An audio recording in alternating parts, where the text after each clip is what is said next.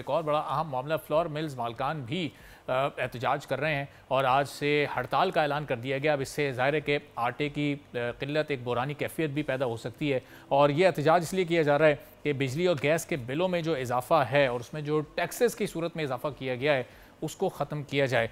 चौधरी आमिर अब्दुल्ला साहब, चेयरमैन है flour mill association Sindh के, हमारे साथ मौजूद हैं। चौधरी साहब, बहुत शुक्रिया प्रोग्राम के लिए, आपने वक्त निकाला। अब ये बताइएगा, ये कोई एक रोज़ा हड़ताल आप लोग करने जा रहे हैं या इसकी मुद्दत कितनी होगी? हुकूमत से अब तक इस मामले पर आप लोगों की क्या बातचीत हो चुकी है? जी, बहुत शुक्रिया। देखिए, हम गुज़िश्ता जो है ये एक हफ्ते से 3 जुलाई से राब्ता करने की कोशिश कर रहे हैं हुकाम बाला से, और 6 जुलाई को लाहौर में all Pakistan flour mill association का इजलास हुआ। फिर उसमें ये लाएमल इख्तियार किया गया कि हम 2 से 3 दिन का टाइम मजीद देते हैं, हुकूमत हमसे राब्ता करे और ये विद होल्डिंग टैक्स जो हमारे ऊपर लागू किया गया है, विद होल्डिंग टैक्स का एजेंट बनाया जा रहा है हमें, रिटेलर्स का, डिस्ट्रीब्यूटर्स का, होलसेलर्स का।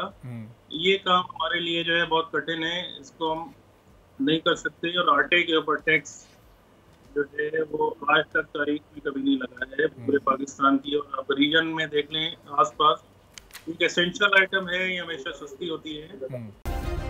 सब्सक्राइब करें और बेल दबाएं ताकि कोई खबर रह न जाए।